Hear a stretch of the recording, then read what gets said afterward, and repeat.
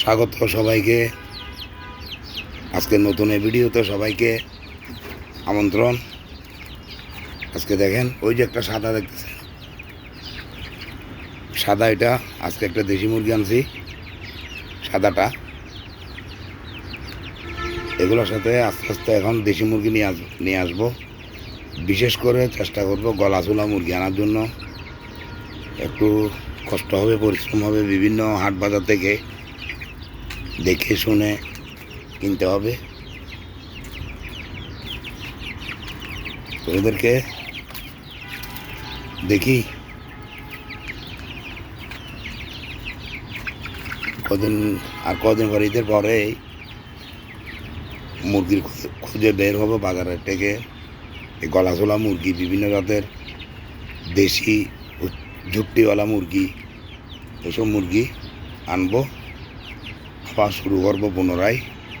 কিন্তু ভ্যাকসিন ছাড়া হবে না, ভ্যাকসিন মারতে হবে। ভ্যাকসিনের জন্য আমার একদম 60-70 হাজার টাকা আমার লোকসান হয়ে গেছে। প্রায় 70টা মুরগি মারা গেছে আমার।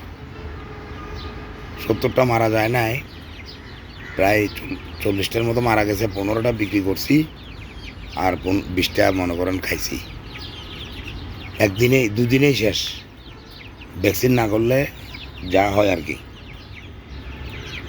তো ঠিক আছে, আমি ভ্যাকসিন করব, ভ্যাকসিন করে মুরগি পালানোর চেষ্টা করবো। আগে তো 5-6 বছর পালছি, কয়েকবার ভ্যাকসিন করছিলাম। এবারে ভ্যাকসিন না করাতে আমার দুর্ঘটনা ঘটছে, যার দরুনে এবারে চেষ্টা করব ভ্যাকসিন করার জন্য। অন্ততপক্ষে সিজনে একবার হলো। তো ঠিক আছে, ওদেরকে ভিতরে খাবার দিয়ে দিছি। এখন ওরা ঘরের ভিতরে ঢুকবে, ঢুকে খাবার দাবার শুরু করবে। এদিকে ইফতারির সময়ও হয়ে গেছে। এই যে দেখেন, পানিও দিয়ে দিছি পুরো রাত্রের জন্য।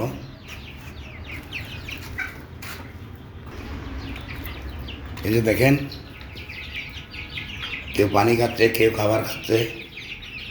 ওই যে খাবারের পাত্রে খাবার দিয়ে দিয়েছি, ঝোলানো অবস্থায় পাত্রটা। আর ওইদিকে দেখেন, ওই সাদা দেশি মুরগিটা কিন্তু ওদেরকে মারতেছে। এই যে দেখেন, খাবার খাচ্ছে, অসুবিধা নাই, আস্তে আস্তে মিশে যাবে। তো আজকের ভিডিও তাহলে এই পর্যন্ত। আপনারা সবাই ভালো, সুন্দর, সুস্থ থাকবেন।